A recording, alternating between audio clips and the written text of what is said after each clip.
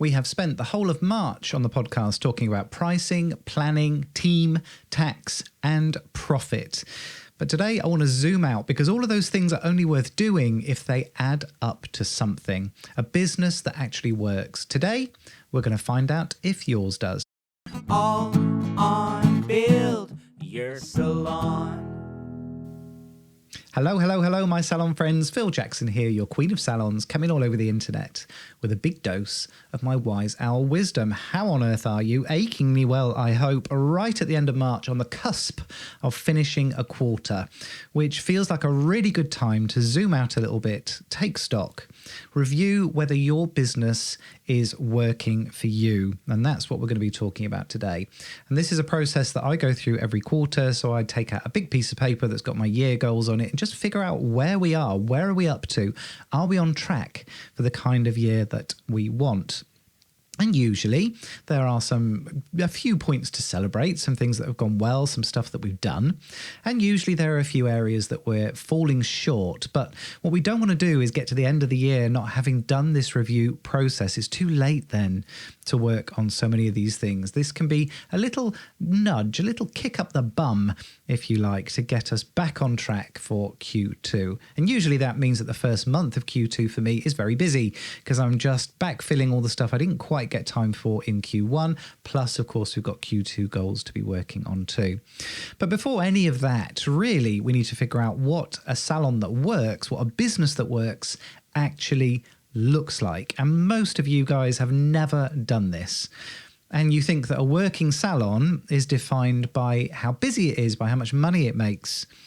And it's not. It's actually defined by what the business delivers. And there are 5 things that I want a salon to deliver. The first is, and the most important, is I want a business owner who gets paid properly.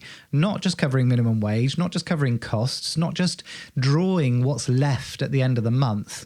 A deliberate, planned salary and reward structure that reflects the value of what you do for the business, but also the business risk that you are carrying. Secondly, I want a business that does not collapse when you're not there, whether that's a holiday or whether you're off sick or whether you take a day off. If your business can't function for 48 hours without you, it is not working. You are. Third, I want a business that grows predictably, not just in the good months, but with a plan and with a trajectory and with strategy. Growth that happens by accident is not a strategy. Fourth, I want you to have a team that performs without constant micromanagement. They don't need to be perfect, but they do need to be consistent and independent enough that you're leading rather than firefighting all the time. And finally, I want a business that gives you a life. After all, we want a business that serves you. And this is where I differ from lots and lots of salon business coaches. We always look at what you want first, and then we build the business that supports those life goals. So what do you want in terms of time off, financial security, the ability to make choices? Most salon owners will hear that list and they'll be able to identify 1 or 2 things that are not quite right. And that's normal and it's fixable. None of those things is impossible, but if none of those 5 things are in place for you, the business is not working for you. It's surviving, and surviving is exhausting. So I've got 5 questions for you, and some of these might be a little uncomfortable. First, are you paying yourself properly? Are you just living over what's left at the end of the month, or do you have that deliberate, planned approach to your salary? What are you able to replace yourself? Could you get somebody into the business paying them what you pay yourself? If you don't know what you paid yourself this year, well, that's probably not a good thing either. You're almost certainly not paying yourself properly.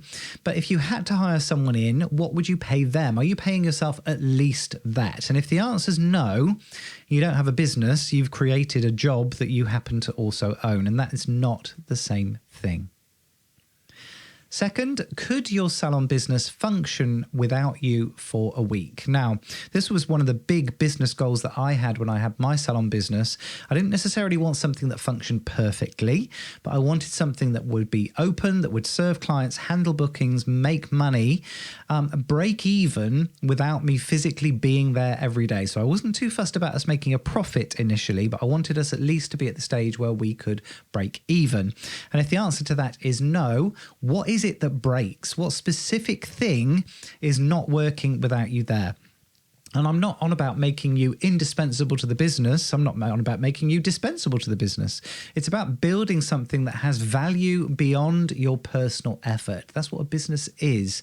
A business that only works when you're in it is not an asset, it's a liability.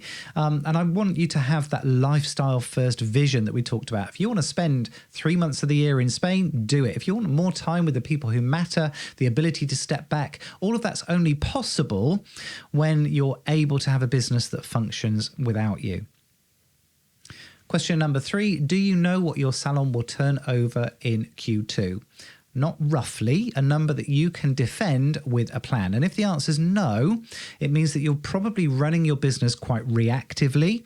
Reactively works, you can wing it, but it's an exhausting way of running a business.